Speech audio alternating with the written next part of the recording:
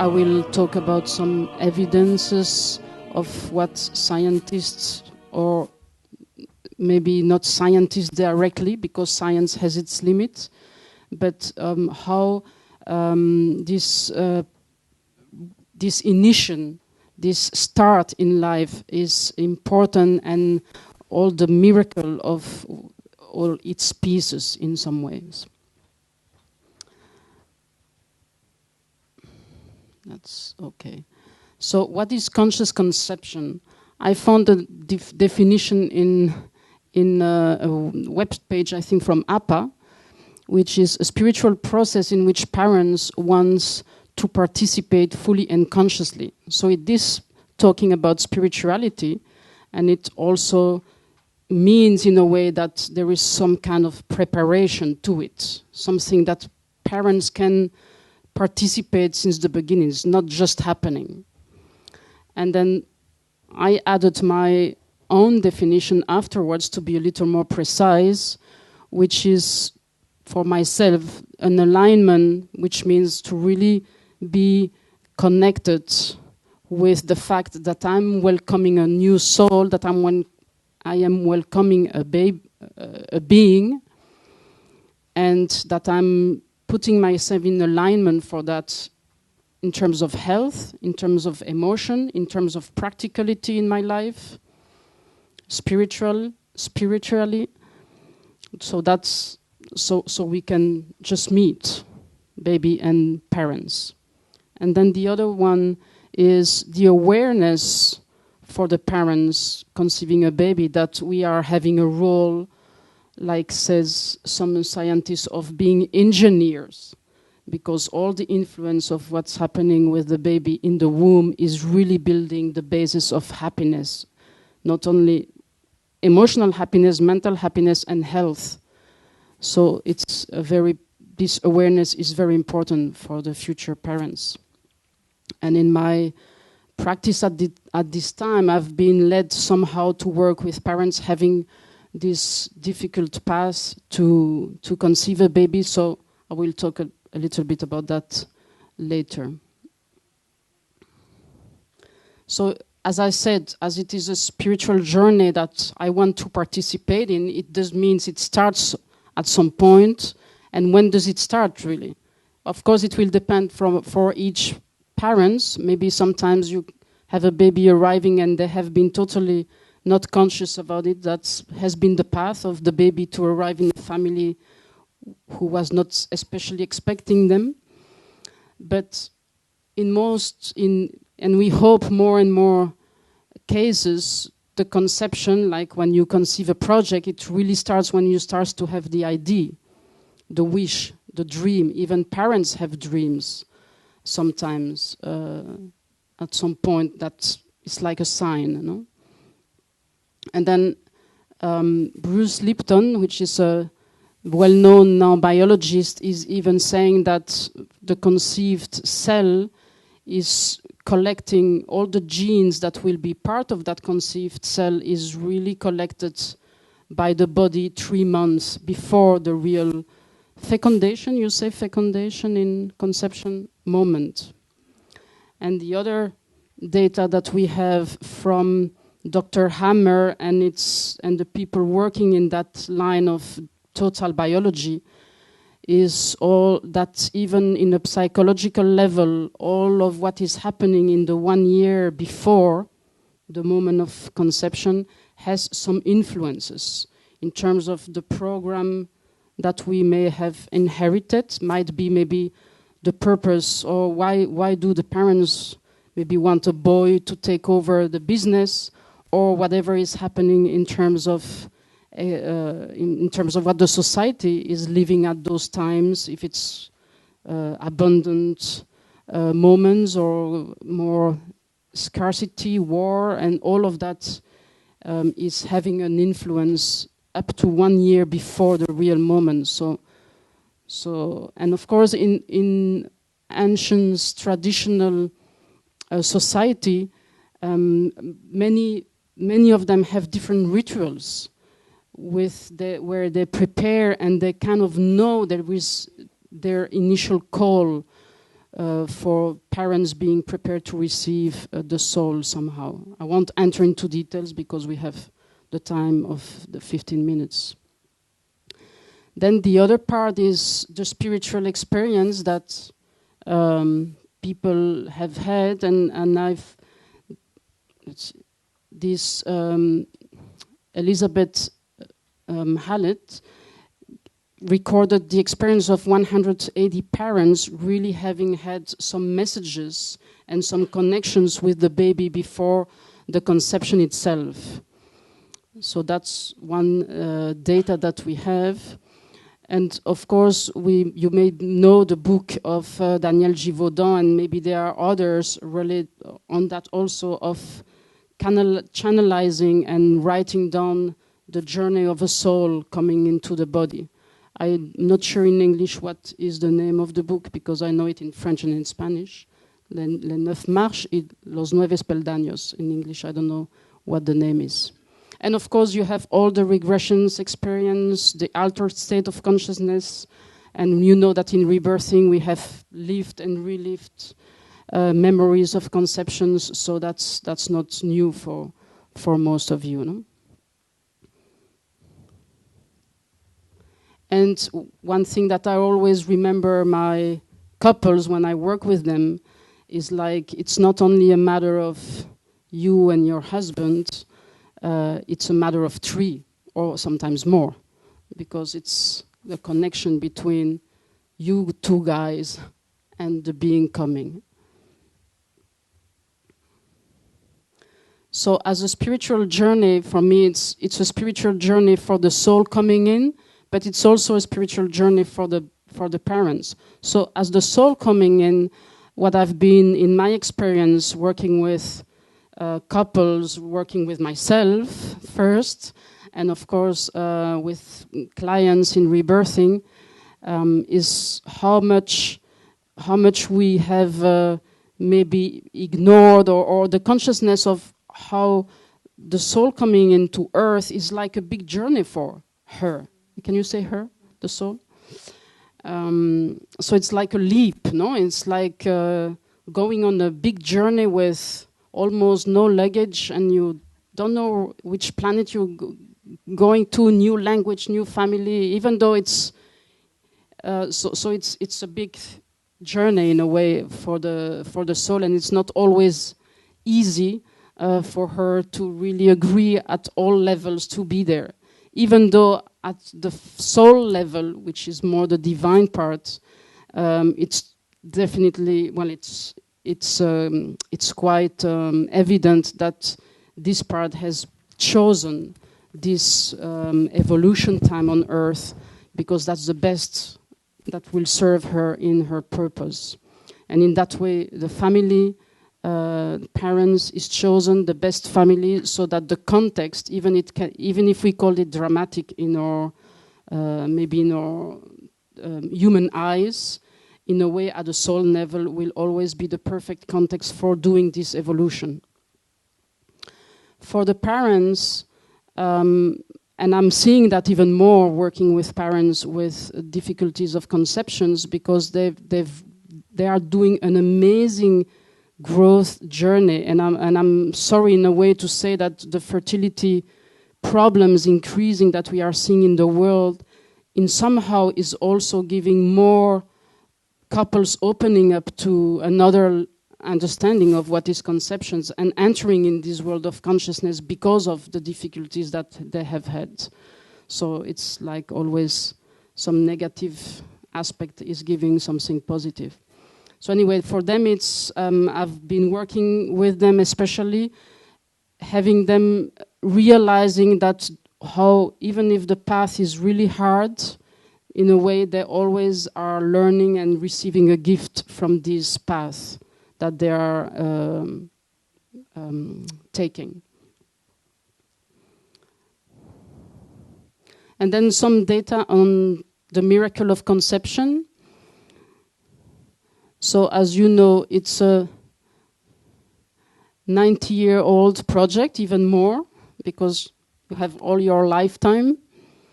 And it's also a 3-generational project, as the eggs that will conceive your baby were already present in your mother. So the grandmother, the mother, and the baby are all linked, even physically, cellularly talking. And remember that you are 1/70 billions of possible combinations. So you can just praise yourself for being this amazing, unique being that you are. The other data that we now know is that it's not an encounter that it just can happen. Basically, in terms of reference, it's like two pearls of a courier, no? Two pearls in a tunnels meeting in a tunnels of 30 meters long. So you can imagine that it's, and in fact, we know now that they are attracted to each other, the sperm and the egg, by biochemical, even vibrations. There is also a change in paradigm between competition and collaboration. In fact, we now know that some groups of sperms have a function of protection, so that no other ones are coming in when they are, and the others are just grouping together, so they kind of motivate yourself when you are in a group than just walking the hill alone, I guess.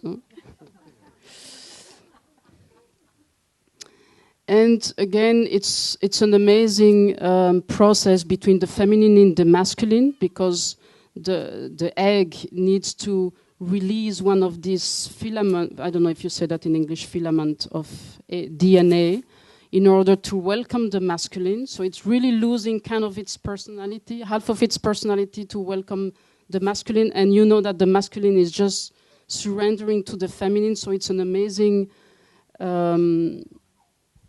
trust and leap of love between both energies, no? So it's a quite from which one and one, of course, give the third part. So oh yeah, and of course we know that each cell, even the first cell, it has its own intelligence, so that it's completely able to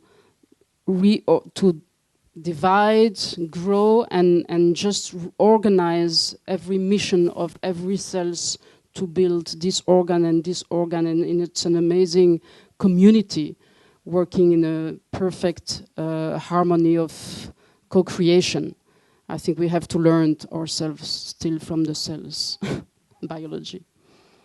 So I think that's what I wanted to share with you about conscious conception, and of course the importance of breathing.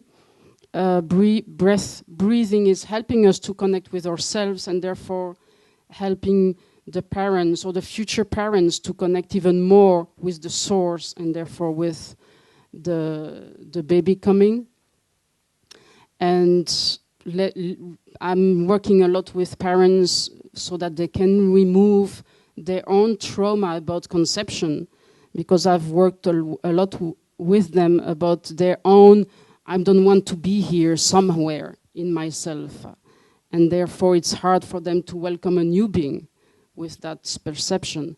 So I usually work with them, with rebirthing and breathwork to clean all these memories and to understand the big picture, not the human aspect of it. So it kind of gives them more peace and help them to reconnect with themselves. So I don't know what the time I've been, but I think you are doing beautifully. Okay. Perfect 15 minutes? Yeah, you can add something wonderful for the next 2 minutes. Oh, okay. Yeah, I want to say that I'm really honored to have been guided by all these couples I've been working with, because it helped me also to kind of understand what at the cellular level may be happening when conception may happen by other means than the natural making love that we all know, and how we can help how we can help bringing love and bringing warmth when it's not so obvious, when it's not just happening in the ideal way.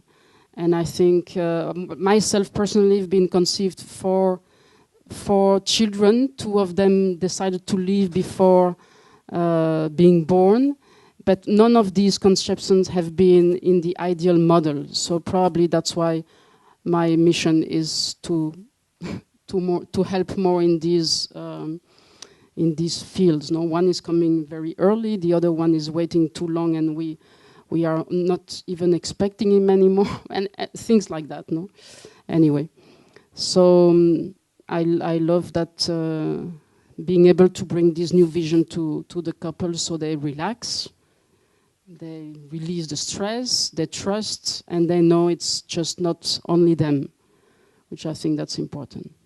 Thank you. Thank you very much, Veronique.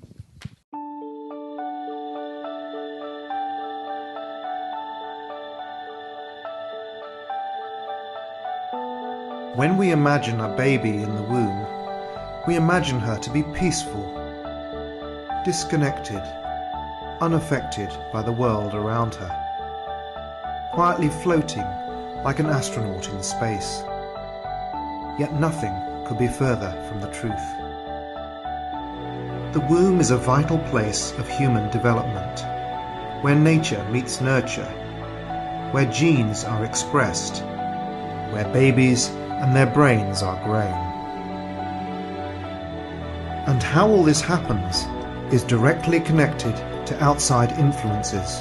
There's always been a mythology about pregnancy, but now actually some of that mythology is turning out to be rather more true than we expected.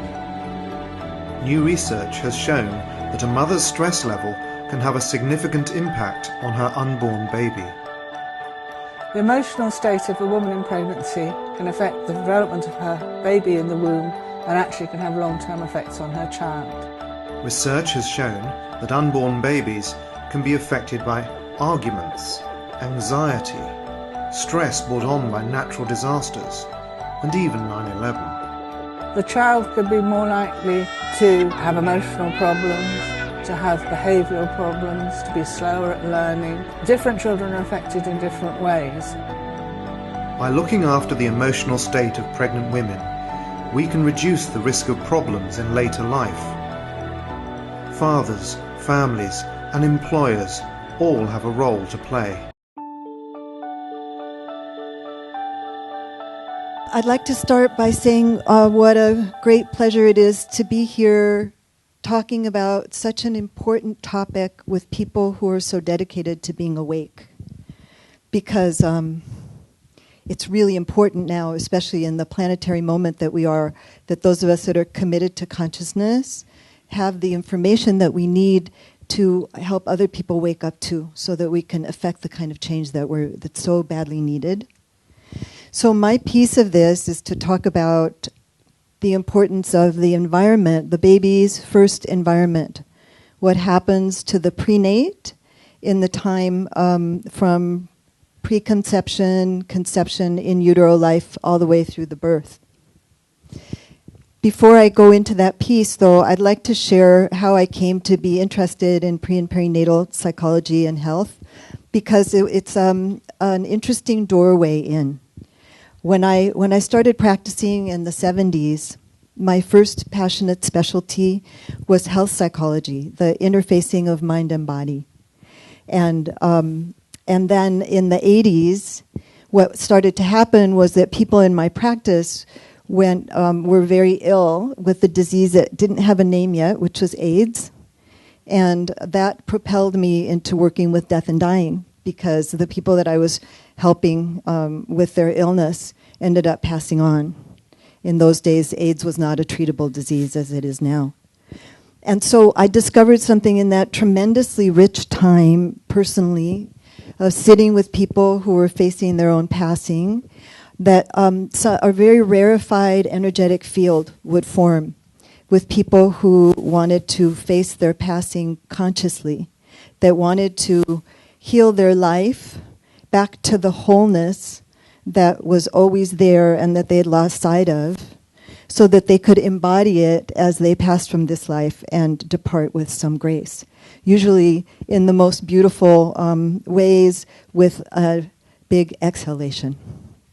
And I bring that up partly because in our humanity as transcendent beings in this human experience, we seem to have these bookends, don't we, of our incarnation, the first beginning of our physicality, which we used to think of as birth, and now we know better, right? Through this lens of pre- and perinatal understanding, we understand conception or preconception, as Veronique was so articulately explaining to us. But the other end of that is the passing. And so it's important when you start to understand what's going on in the very early setting down of developmental templates, in the beginning orienting and preparation towards the world that we're going to inhabit as an embodied being, that the primal setup is actually around survival, because we have a body that's not going to go with us, right? And so we orient primally around threat, around survival, around fear, and also as beings who are born dependent, we understand all the way to a cellular level that if mama doesn't love us and she sets us down next to the path, we're probably not going to make it. So that also informs our psychology and our biology, along with the fact that we are tribal by nature. François was alluding to my co-therapists, my two dogs that are with me in my practice. And in the same way that those are pack animals, we are tribal animals.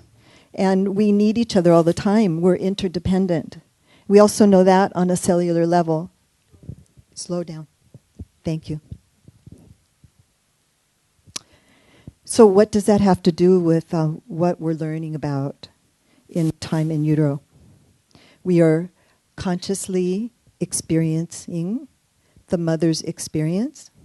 We are consciously tracking how she feels about us. We are setting down neural pathways in our brain as the brain is developing that are very much connected with the hormonal soup that we are cooking in her belly. That means that if mama is flooded with stress hormones, we will be flooded with stress hormones. That if mama is happy and calm and balanced, we will be flooded with endorphins and oxytocin. And as that happens, our cell walls will create receptors that are sensitive to those hormones that will serve us very well in our bonding with each other and in all of our tribal relations, whatever form they might have in our current culture. So what's happening there is profoundly important in terms of the kind of development that's taking place for our orientation about the world. So I'd like to just offer a couple, this is also very broad stroke, so we only have a few minutes to talk, but so I've chosen just a couple of pieces of research that have come forward in the pre- and perinatal health and psychology realm that really struck me, that also illustrate the long-term implications for that developmental process that's going on prior to birth. So here's one. As I'm sure most of you know, we are born with our cerebral cortex still undeveloped. And it goes through two growth times in our lifetime. One is from birth to 12 months, and the other one is from puberty to the early 20s. And so in babies, it turns out that we're in a pregnant belly that was chronically, with a woman that was chronically stressed, so flooded pretty consistently with stress hormones. What's been found is that their cerebral cortex actually does not fully develop in the same way that a baby's would that is born to a mother who was not chronically stressed in pregnancy. So it makes a lot of sense if you're thinking in evolutionary terms and survival terms that the hindbrain, the primal brain, fight-flight mechanism needs to stay dominant if your perception is that you're coming into a time where you're going to be in fight-flight a lot to survive. You don't want to think about whether you're going to be eaten by the tiger. You want to react, right? So the cerebral cortex takes a secondary role. That's a pretty profound implication, right, about what's going on there. Another one is that women who, for cultural reasons, sometimes say, oh, I don't want to gain much weight when I'm pregnant. I want to keep my very slender body and restrict calories during the pregnancy. The baby will learn that it's being born into a time of famine, and that child's metabolism will actually stay slow all the way through middle age, which is as far as it's been tracked so far. We don't know if it ever changes. Now, we understand, I need to say quickly, especially as breath workers, that everything can be transformed, right? I got to say that now. Okay, thank you. So one of the things that I learned when I was working with death and dying was how to inhabit that sacred space with that person passing. After years of that, I turned to working with birth. I thought it would be wonderful to work with birth after working with death so much. And what I found, much to my surprise, was that I was inhabiting the same sacred space that I had been sharing with the people who were consciously dying. That the women who were consciously pregnant, who were interested in embodying their own alignment, in regaining their own wholeness out of the wounds and the early life imprints and the challenges of their life, to move from being reactive and fearful to being responsive and joyful, that wanted to do that work, to come into wholeness, were also in sacred space. And what I mean by that is that it's outside of regular linear time and reality. All kinds of alchemy and transformation is very possible very quickly in a way that's available to that time that isn't for most of us at other times, except, of course, in the breath. In the breath. So what happens in that time, if you understand what can be done with the breath, is it only makes sense to have that be one of the focal points of helping someone be awake in the pregnancy, is to learn to breathe, to understand that resetting the activation from a reaction is very readily available by conscious breathing, deep, not even connected breath, just simply slow, deep breath. It's our most available tool for activating the parasympathetic nervous system and moving out of fight-flight into rest and restore. What an important thing for a pregnant woman to understand that she can do by simply consciously breathing. And I wonder what other decisions she might make in a different way if she was simply taught to breathe deliberately and consciously every day as a practice at the start of her day. I suspect that, like the rest of us, she would make very different choices for the rest of the day, with having simply slowed down and tuned in and been with herself and felt experientially that she is connected, which is what the breath offers to us. So the baby, the prenate, is already breathing in utero. It's breathing amniotic fluid. It's attuning to the mother. It's attuning its heart rate. It's attuning respiration. It's attuning many of its body systems in utero. So if the mother consciously tunes in with her baby and offers a way to stay calm and offers a way to stay connected and actually deliberately opens a channel with that baby to be communing and talking and hearing and listening to that baby in responsive, bonded relationship even before that baby is out of her body, imagine how much more secure that attachment will be after the birth. It's also important to remember to breathe in our relationships. So she might keep that in mind with the father of the baby as well, to when they have a moment of conflict, rather than to go into defended or aggressive form, that one of them stay awake, at least one at a time, right? We should all know to do that. And to speak in attachment language, which is eyes and touch and soft voice and breath.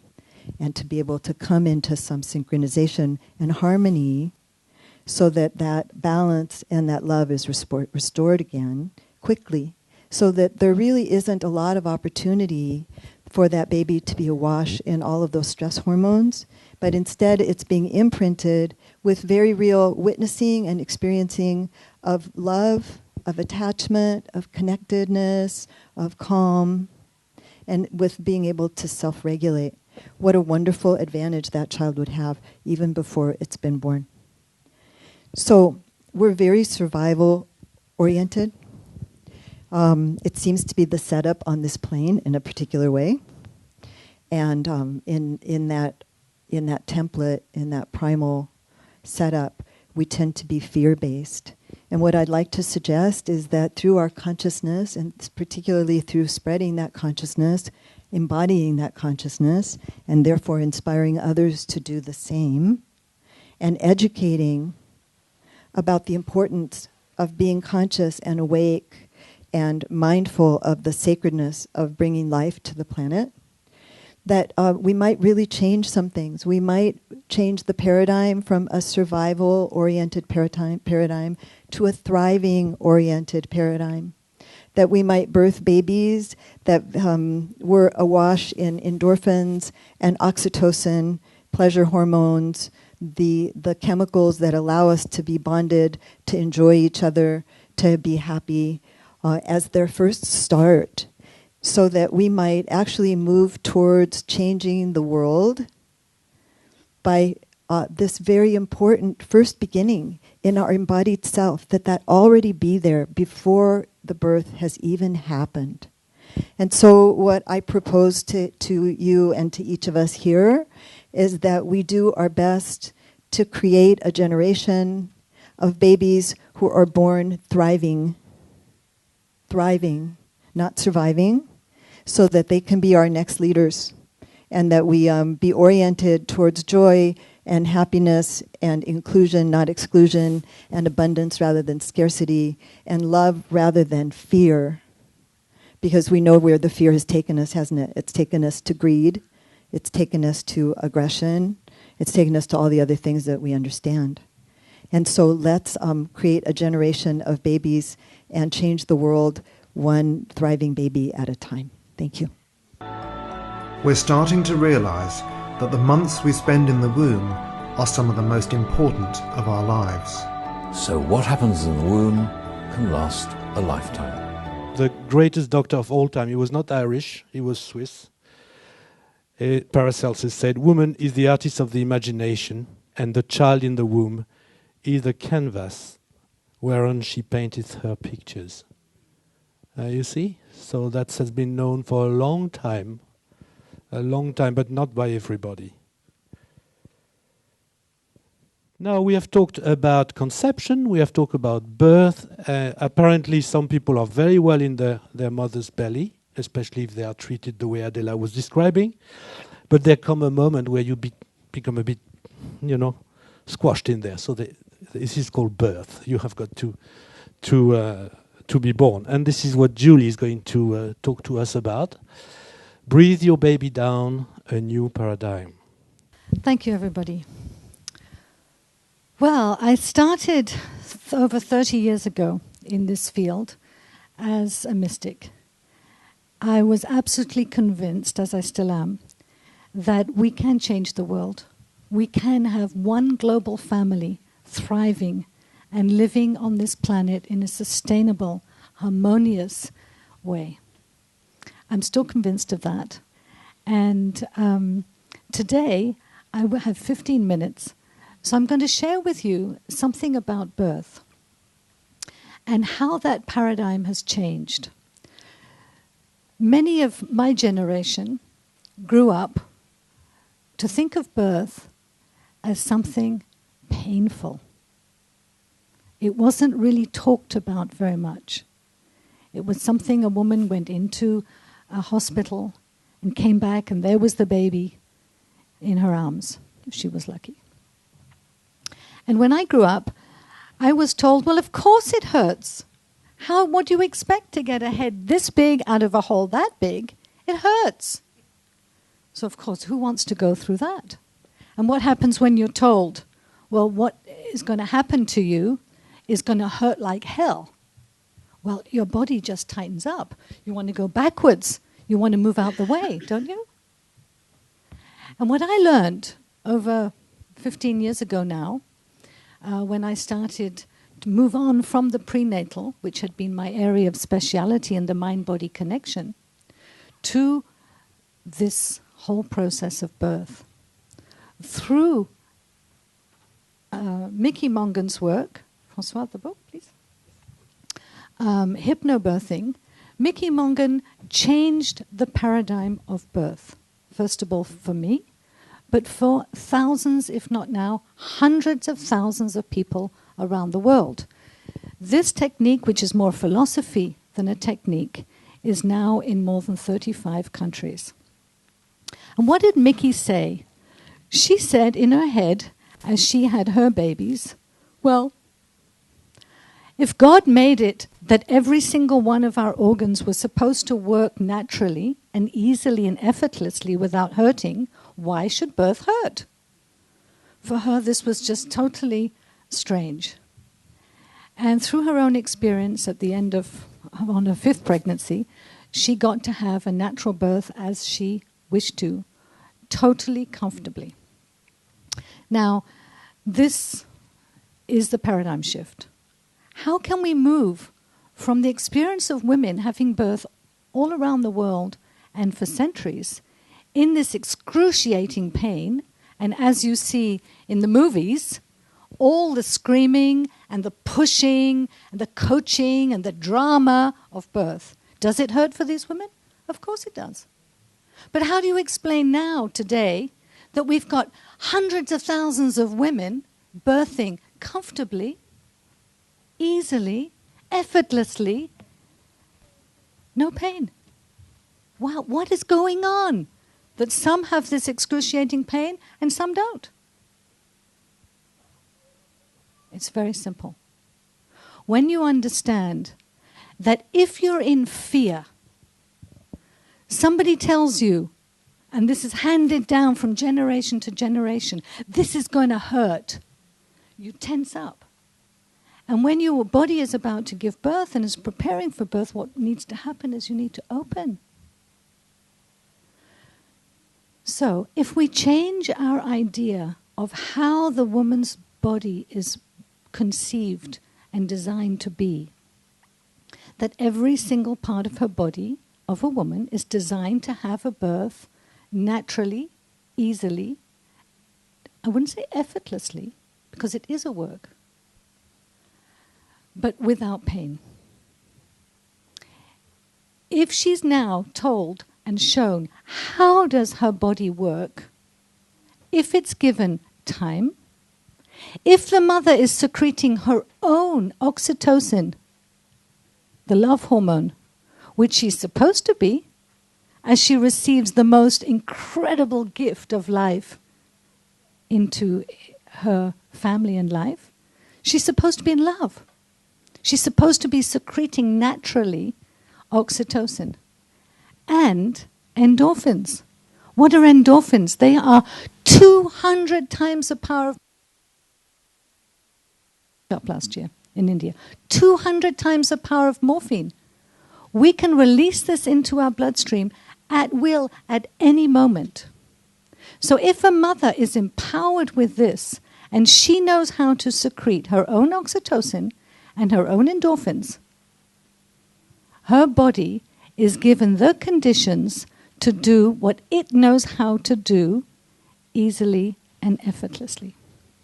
So, what we need to know about these two groups of hormones, if I'm in fear and I'm running, oh my God, what's going to happen to me? This is going to hurt. I contract, I don't breathe, and my body tightens up when it wants to open. So I'm fighting against myself. Got it? And so I've got to push the baby out. This is now dinosaur age for us awake people. The new paradigm is the mother is saying, oh, okay, I get it. I know how my body works. I know what is going to happen step by step in the muscles in my body.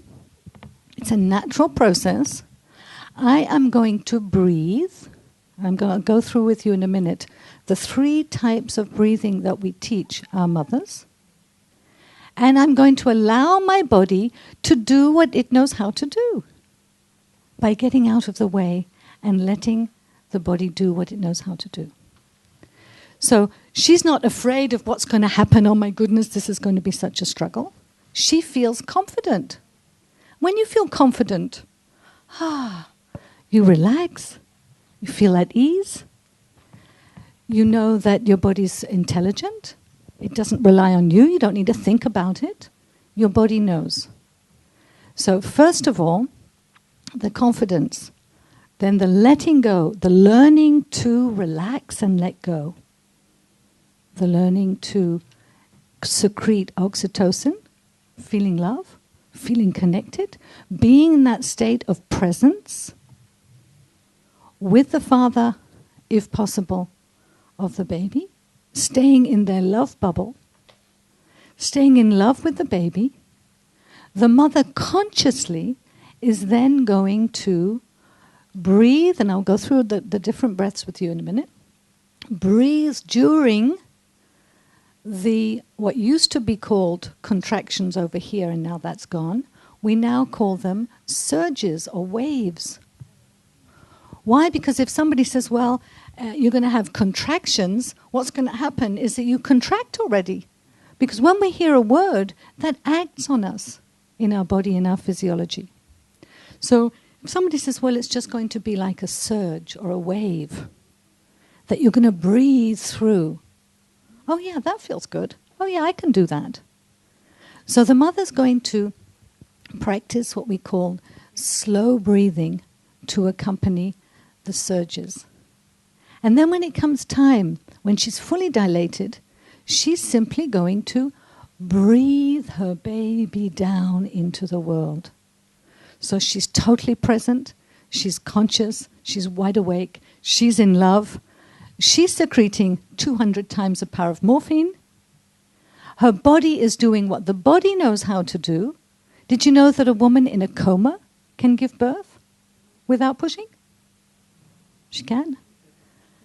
Because the body has a natural expulsion reflex.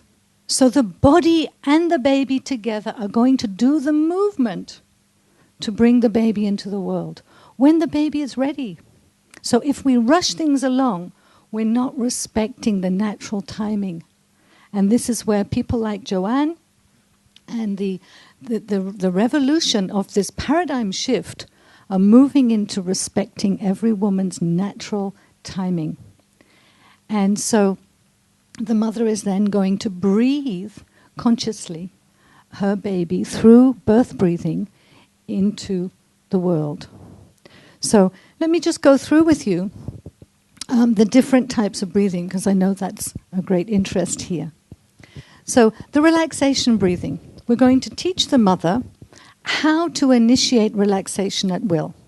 And what we want her to do is to be able to breathe in to the count of 4, and then simply to be able to breathe out with her mouth closed through the nose to the count of 8. So it's kind of like a sigh. And allow her shoulders just to sink into the frame of her body as she lets go. However, she's not going to breathe out of her body. In her mind's eye, in her attention, she's going to keep that energy moving down into her belly, to her baby. So she starts at that time when she practices initiating relaxation, which she will do when she starts to go into labor, is to be able to just totally let go of everything, focus on her breathing, and go deeply inside until she becomes totally loosey limp. She just totally lets go until everything is just like a rag doll. And so once she's practiced that, and she will practice with her birth companion a shoulder anchor, which once she's got her body conditioned, the partner will be able to simply say to her, And now, whenever you want to go into this state of deep relaxation and I touch your shoulder, you go there. So she's practiced that. Then she gets to, okay, so what's going to happen when she has these surges? So what are these surges? It's simply when the uterus, the muscle, is going to start pulling up. And in this action of pulling up, it's going to open little by little the cervix. So this is the opening and thinning stage. And now, if the mother, instead of like this contracting when there's the pulling up, she breathes very deeply, and this is what she will have practiced in what we call a slow breathing, as long as she can. So she's going to take in a very long, slow breath and send this down into her uterus. So what is she doing? A muscle that's starting to work needs oxygen. So she's oxygenating, deeply oxygenating that muscle. She's completely relaxed, so there's no resistance. And little by little, the uterus is going to be able to do its work and open the cervix. Now, when she's fully dilated, and she will feel, oops, that's it now, the baby's going to be born. Instead of pushing, or at least not being told by somebody external to herself to push, she feels it. And she says, right, my baby's going to come. Now's the time to breathe my baby down. So here now, she joins her imagination, because what we imagine has a physiological reaction as well. So she's joining the imagination of herself being completely dilated and open. The baby starting its journey to really now come out. And so she's wide awake, totally relaxed. Her body is doing the natural expulsion reflex. And she is participating fully with her love, with her breathing, with her presence, her consciousness. And the body does the work. No resistance. So she breathes her baby out. And most mothers experience something which is a peak experience, something which they say, wow, I didn't know it could feel so amazing. They want to go back and do it again. They have another baby, exactly. And so this whole thing of childbirth being, just something that a woman has got to suffer through, that she's, for her great sins of having this child, is now turning into an amazing experience for couples that they wouldn't miss for anything in the world, to be able to consciously, without any interference, birth their baby into the world and be there to receive this incredible gift in their lives. So I'd just like to show you a very short hypnobirth in water. There are many online that you can go and see. There are not two births the same. This is a very short one because we don't have much time. But I'm sure that you will see that if you had any ideas that birth has to be pushing, screaming, even grunting, and all that, this is a big change for you.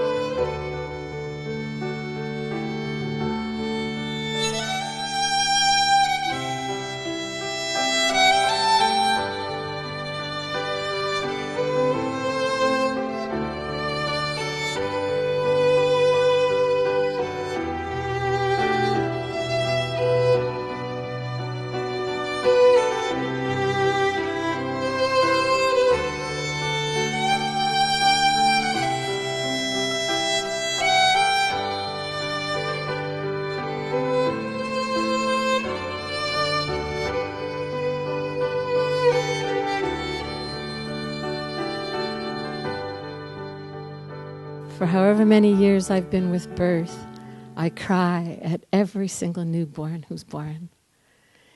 And the moment that a child is born, after all this process of coming through in the creation of a family, the moment that a child is born, it is a moment that we've never seen before. It's like we see the way the moon is rising on this night, and we see the way the clouds are coming through. Or with one girl, she was born and the crickets all began to sing the moment she was born. Because in that moment that we're born is a moment that's never happened before and will never happen again. And this we see in birth. We see how unbelievable, an incredible miracle it is that we have arrived through this journey. And here we are, never ever seen before, never ever been in this way before. This new soul arrived here on this planet. And so when this baby arrives, and first of all, right away we bring baby right to mother, right onto her, skin on skin. And those of us who are birth attendants, midwives, we step back. Because in this moment, this is now all of this process that we've seen. Now this mother, this baby, this father, or another mother, when we have two mothers, this is the time when we're in the sacred hour. And it is this moment of agape, if you know this. This is like this kind of a love that is almost transcends us as humans, that we are in a state of awe. And so every single moment, every breath, every touch is sacred in this moment. And the babe, who is skin on mother, is now breathing her in. Now you understand the babe has been in the womb all this time, so just even the air feels very unusual for the baby. So have you seen these Russian babies that are all wrapped up and like this?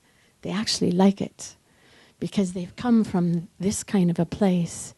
And so this whole place out here is very strange, except the sound of mother's voice, the smell of her. So in fact, the skin on skin, recently scientists have shown that the skin on skin is actually a transference of bacteria, because newborn babies are born without any kind of an immune system. And so that transference of bacteria actually is an allowance for lifelong health for the baby, if allowed in those moments to be skin on skin. And so in this time where the mother, the father, everybody's eyes are just like there's a photograph of me with my daughter when she was just a few moments old. It's my favorite photograph in the world because we're both looking at each other with our eyes so wide and just like, wow, who are you? And it's as much of a journey for the baby as it is for me. I have these notes because I'll talk forever. So on the so the smell, the voice, the touch, the bacteria, but the way that we surround the family, that in a typical kind of a hospital experience, the baby, there's all the things of rushing the baby over to the monitor and checking all the things and washing the baby, and this is not necessary. There's vernix that's on the baby. There's little tiny hairs that are on the baby. And this is all part of the juiciness of the baby that has been held in the womb in this time. And so it's so important that the baby can just hear and can see and can touch mother and father. So even in the kinds of births where sometimes we are in hospital, because that's how birth can be, that it can go certain ways. Then if the mother has had another kind of a birth, a C-section, for example, we make sure the father is the first one to be there with the baby. So there's at least one of the parents who's skin on skin, smell, touch, taste. And then when we see these babies in their lives, that will be the parent that they will really seek out as a nurturer, is the one they first connected with. I'm holding here in my hand some cauliflower essence that's from our garden where we have a birthing house. And I'm going to actually pass it around, but I'll tell you about it first. This is cauliflower essence, and so we give this to the mother in the couple of weeks before she's birthing. And what this is that each soul, each new baby who is born comes with each one of our own unique purposes in this life. This is true. What this essence does is that the baby coming into the body and into the presence of really being embodied into their body, this helps their soul purpose and their soul essence more fully incarnate into the body they've been given. Because it's a very physical thing for the baby in those moments after birth that it's like, whoa, I used to be the Buddha, and what's this thing here? You know, like this whole body is just such an enormous experience. So this is a flower essence, and with the mum, she takes it under her tongue for the couple of weeks before she births. And then in the couple of weeks afterwards, she takes this and it transfers to the baby through the breast milk. And we see these children, because I live in a small town, we really see they're very clear in their soul essence. And so not only then for birth, but in major transitions in our life, you know, we are given these transitions and these tests sometimes to come more fully into who we are as souls in our beings. And so we also use this essence when we're in major moments of transition. So I'll just hand this to you, François. If you can just it's flower essence, so try not to touch the actual dropper, but just put a few drops under your tongue and pass it on. And it'll bless your transitions this week. So another thing that we practice in our birthing house, of course it's the choice of who the parents are, is lotus birth. And so this is the practice of keeping the umbilical cord still connected to the baby and then also to the placenta of the mother. And so what has been shown is that for sure if we allow the placentas to stay attached for at least an hour or two after the baby's born, all this blood comes into the baby and fills the baby and is very healthy for the baby.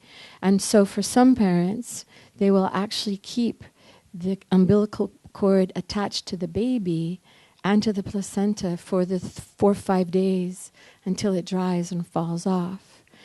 So this is a great commitment, though. It means you're going to keep baby and placenta all in one bed, because you're not going to go out shopping or visiting the family or something.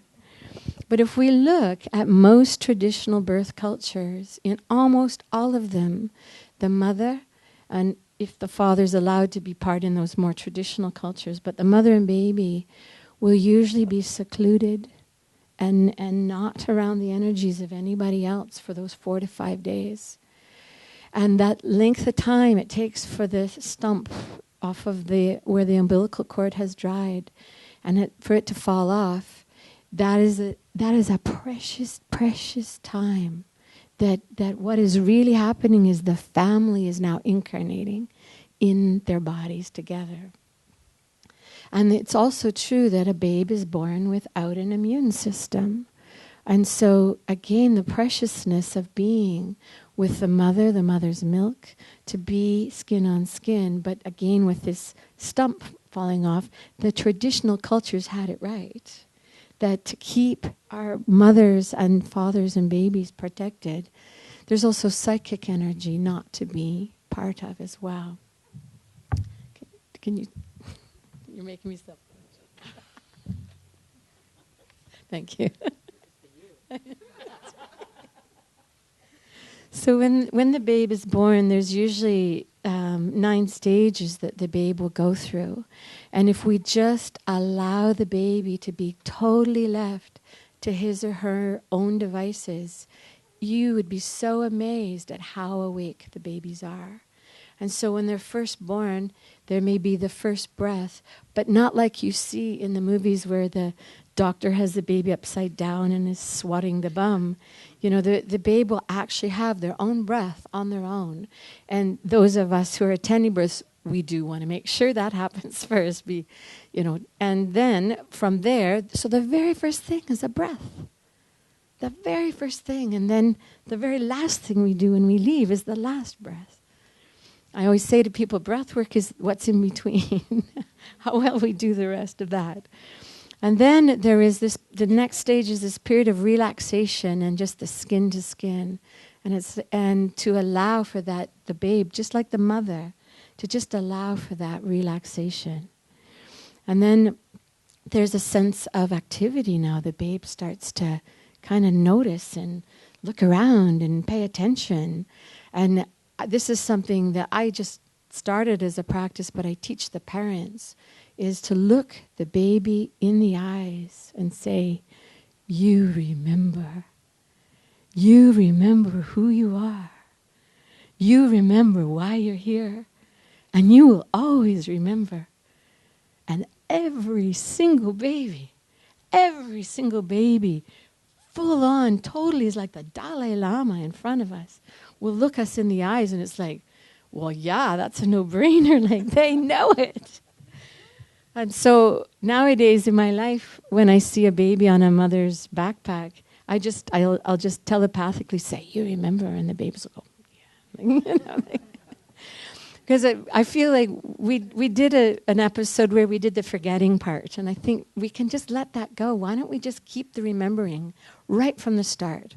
Let's just forget about the forgetting part, And so then as the babe then now starts to open their eyes and look around, and they start to move their mouth, they start to feel their fingers, and it's amazing. I know at one of the jigs, someone brought a film, and you'll actually see the baby start. If the baby is here, the baby will actually start to crawl up the mother, searching for the breast. So this whole idea that we think we have to do it or make it happen, it's already innately within us. And so again, imagine this is all quite taxing for the baby. So the babe will also have little periods of rest as all of this is happening. And we're talking moment to moment. So this first hour, it can feel like it's an eternity, and it can feel like it's like this. And I know we've all had those moments where we just completely lose all track of any sense of time. We're just in that eternal time. So then, as I say, then the babe will start to do this crawling and start to come up to the mother, and then between the mother and the father and the babe is this sense of familiarization, where there may be touch, and the babe may start to lick the breast and start to familiarize with the nipple, and look at the mother and make sounds, and of course the mother has been and the father has been voices the babe has heard, and so their voices really want to be the only sound in the room. We don't really want any of these other, Dr. Smith, please come to surgery or something, And so the babe may stick their hand in their mouth, they might have their tongue may start to loll around, and all of these things are actually this incredible miracle. And so then the babe, within about an hour, may then start to suckle and start to breastfeed with the mother.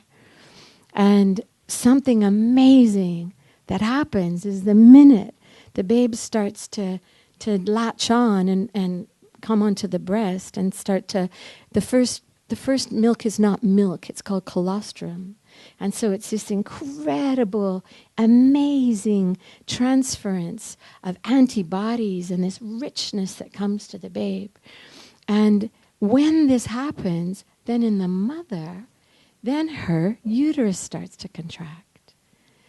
And then as her uterus starts to contract, then even more of the colostrum starts to come for the baby. Then the baby suckles some more, and now the placenta is born. And then now once the placenta is born, any chance of the mother bleeding is now abated and put at bay. And then as the babe suckles some more, well then eventually a day, 2, 3 days later, the milk comes in. And as long as I've been doing this, I'll just look back and forth and go, oh my God, this is so extraordinary. And if we just let it be, and just let it be, it is so extraordinary, so beautiful. And so the kind of breath that we may have in this moment is more like that kind of breath at the very end, when we've done a breath session, when we're just in that, like the still point breath. That very soft, calm, very much present in the moment. And everybody in the whole place is in the moment. And even if there are children who are born of some of the worst experiences, I will say there will always be one of me in the room. Because the people who are in the room with the birth, we are in awe. We are in awe of this every single time. That awe never goes away. And so the fact that we are all here in this room and all of us have gone through this experience is an amazing miracle. It's a beautiful thing. And I bow to all of us that we chose to be souls and to come here and to be incarnated in this way. We are miracles. Thank you.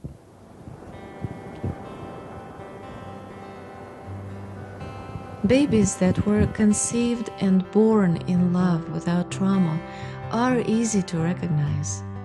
They are usually relaxed and content. They hold deep and alert eye contact and use crying very effectively to communicate their needs. They have excellent muscle and skin tone and demonstrate an amazing awareness of their own bodies. Later in life, they display a high degree of intelligence, kindness, common sense, good health, and hefty leadership traits.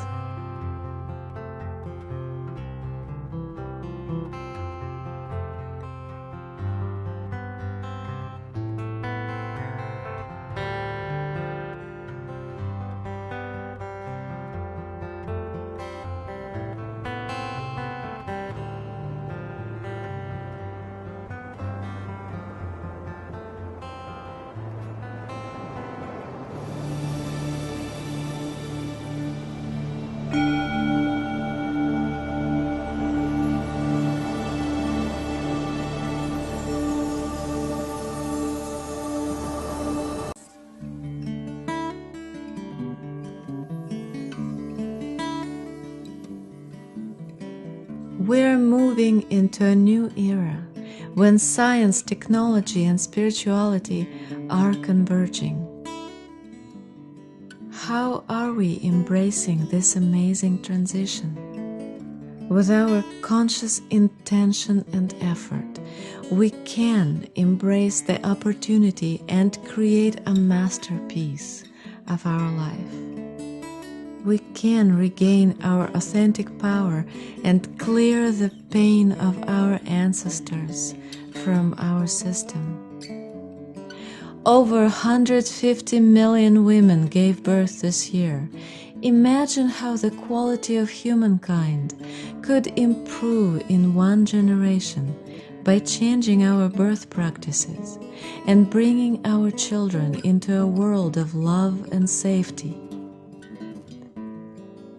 We can improve the quality of our life by moving beyond the imprint of fear and suffering. We have the capacity to experience the transformative power of birth and return to the magical feeling of being fully engaged in life, in the process of creating each day in harmony, as we choose to remember who we are.